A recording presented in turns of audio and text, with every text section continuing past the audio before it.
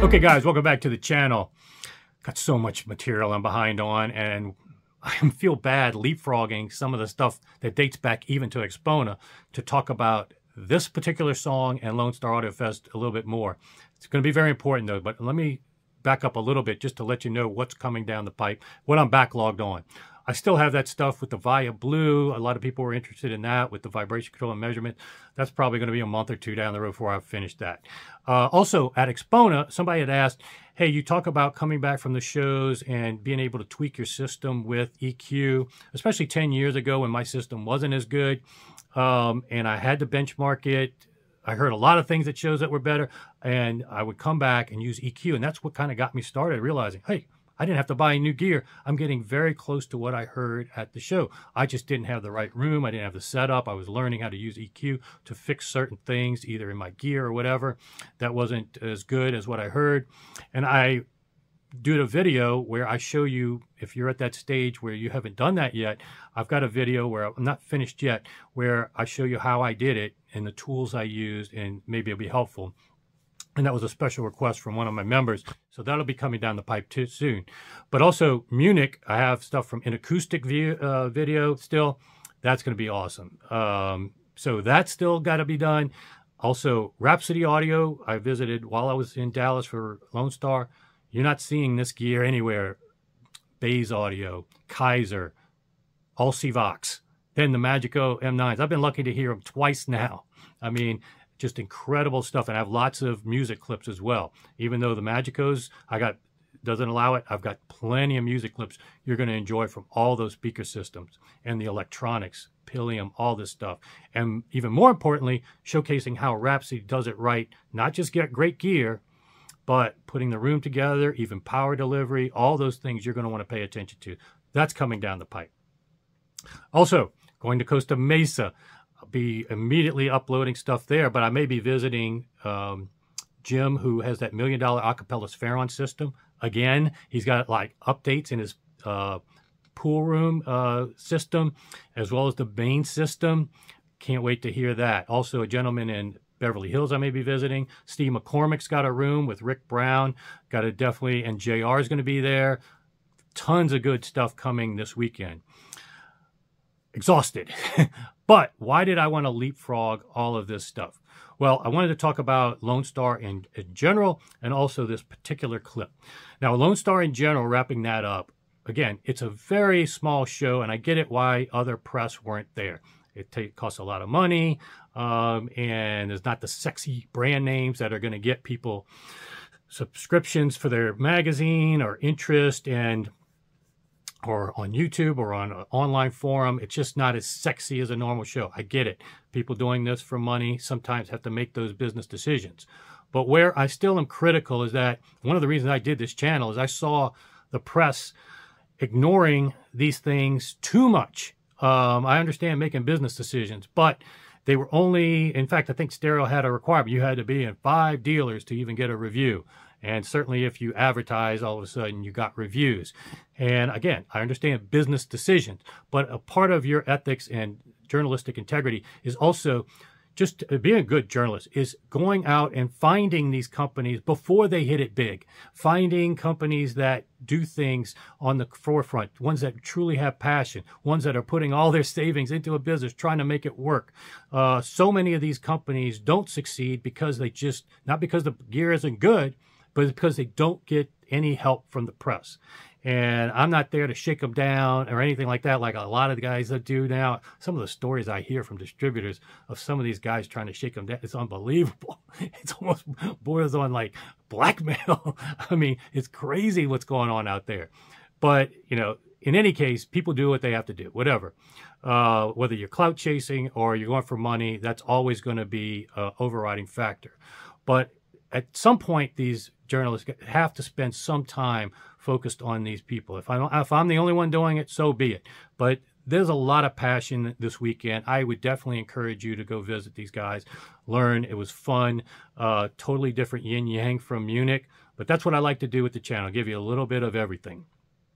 And piggybacking on that point, Sourcepoint, I didn't even tell you guys that I ran into Danny Richie. I didn't have it on film. Ran into Danny Richie at that, and it was good to see him going there and supporting and having some people that are actually doing builds of his speakers. And he was telling me about his partner that has another YouTube channel that's going to be doing the Sourcepoint review. So that's another thing that it's a little funny now. Go back to Capitol Audio Fest and watch who had coverage of the Sourcepoint room, who had interviews with Sourcepoint right from the start. Some people knew about Andrew Jones, but some didn't. And some people didn't know MoFi Electronics. Now, all of a sudden, you're seeing Sourcepoints everywhere. But again, people clout chasing, people going to, like moths to a flame or flies to, you fill in the blank. The thing is, this is a part of the hobby, but it's also something that we need to also realize other brands are out there, other people are out there spending time on that.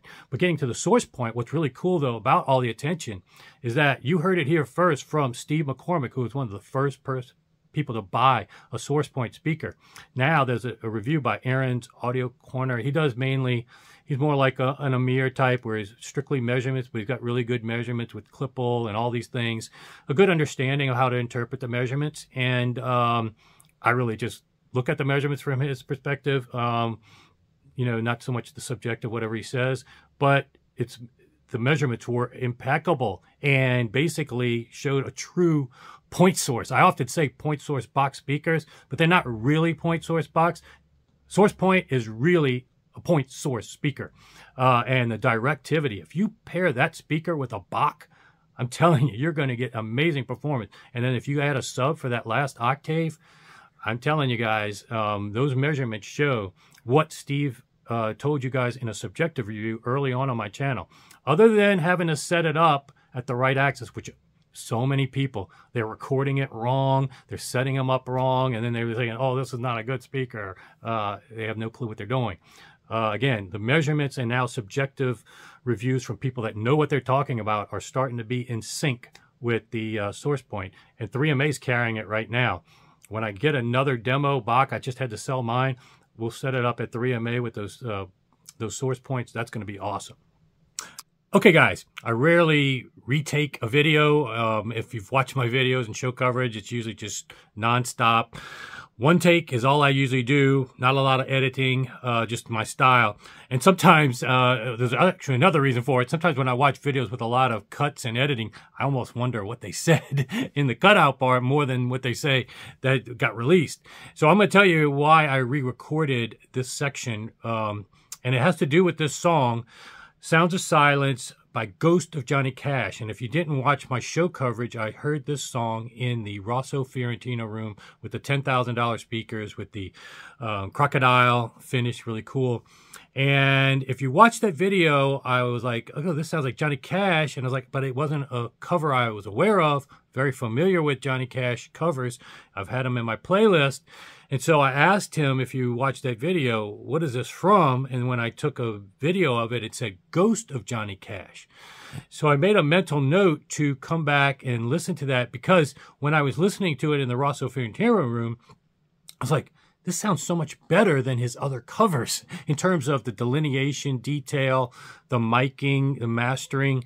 Just everything was so pristine. It was bringing them back to life. And I was almost like, I don't get this level with the other covers in my room. So I wanted to even make sure I played it on my system here and make sure it wasn't something in my system. Is the Rosso Fiorentino that good? Obviously, it's a good system, but it shouldn't be better than a dedicated room and the gear I got. So sure enough, when I came back, I played it, and yeah, it sounded phenomenal, even better than what I heard at the show. And I was like, what is the deal with this? What is this Ghost of Johnny Cash? And then I started listening a little more detail, and it's like, not Johnny Cash, but so close. And also the words are so well delineated. What's going on here? But it was so late when I got home, I didn't put too much more thought into it other than just enjoying it. And at least having comfort that my system played it as good or better than I heard at the show.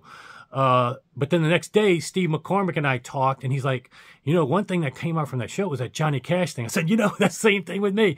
He's like, I hadn't heard that. And I did some research, and trying to figure out what's going on here with this ghost of Johnny Cash. Who is this and singing, and, you know, is that real? And his research showed that not much, not a lot on this ghost of Johnny Cash, and even some implications on a Reddit forum that it could be deepfake AI. And so whether that got planted in my head and skewed my opinion, I just recorded a video where I was almost sure it was, but I wanted to re-record it to at least allow for you guys to help out here and crowdsource some information. I'm going to share with you what I'm hearing and see if you hear the same thing, and logically what I'm leaning towards on this song. But again, if you guys, and then others like Pete the Greek have called me. He's had this song actually in his playlist for a while, and he brought up some good points. So I want to be fair when I talk about this. And now that I've gotten even more information since I first recorded this less than 10 hours ago, yeah, I wanted to re-record and give you all the information that I have right now, but also crowdsource. Let's see if we can figure this out a little bit better. Number one being, I couldn't find anything on this David Radcliffe, who supposedly sang this version of the cover. But in the liner notes and all this, Pete is saying that he told me it seems like it was done back in 2018, as long as in terms of the data in the song. And so that's a little bit before deepfake AI technology, but still not before Final Cut and all these digitizing level stuff. I don't use that in my videos, but people that do a lot of editing to their videos, evidently there's a lot of features where you can take out sibilance, hissing, all these kind of things, and modulate voices to be more clear. So that could be what this is, a singer that sounds a lot like Johnny Cash with a lot of processing to take out any nasties. But there's another side of this, as I kept listening over and over and kind of putting not only audibly what goes into my head, but also psychologically. A lot of times your intuition is based on how people behave psychologically. And so when I noticed from an audible standpoint was that some of these transitions, when he goes from word to word, there's no deep breaths. There's no, the cadence is so perfect. The delineation of each word is so clear that if it is editing tools with a real voice, it's a really good job of these editing tools. I just don't think anybody sings naturally that way without a lot of processing help. You don't hear breaths in between in any significant way. And also some songs, and I know with Judith Owen, and I actually listen for the saliva parting from their mouth when they're close to a mic singing, that level of detail that can be extracted from the recording, those kind of things I listen for. I didn't hear that in this song. I didn't even hear, a singer's naturally never going to be right on the mic, exactly same distance, and then his pitch may change, overload the mic, such that you don't get as pure as what I heard with this naturally. So whether it's truly fabricated from AI from scratch, or it's heavily processed, or it's just some amazing cover guy doing a perfect rendition and perfect mastering and whatnot. I'm open to whatever you guys can research of this, because I just don't have time. I'm headed to Costa Mesa for these show, and it's a lot of sales with the Bach I've got to get out. I just don't have time, but I'm hoping you guys can do a little more research. From what I've seen, nobody's got a video of this guy singing. Now, so let's talk about the psychology element that at least kind of made it tip it to me to being something a little more fabricated. If you had a voice like this guy had, Johnny Cash, like almost spot on, how is there not one video on the internet of you singing? I mean, I would be working in Nashville, making thousands, getting free meals, putting on a black coat, you know, and basically running the town. I mean, people in Vegas can put on a Michael Jackson outfit, dance like him, and make a living on the streets.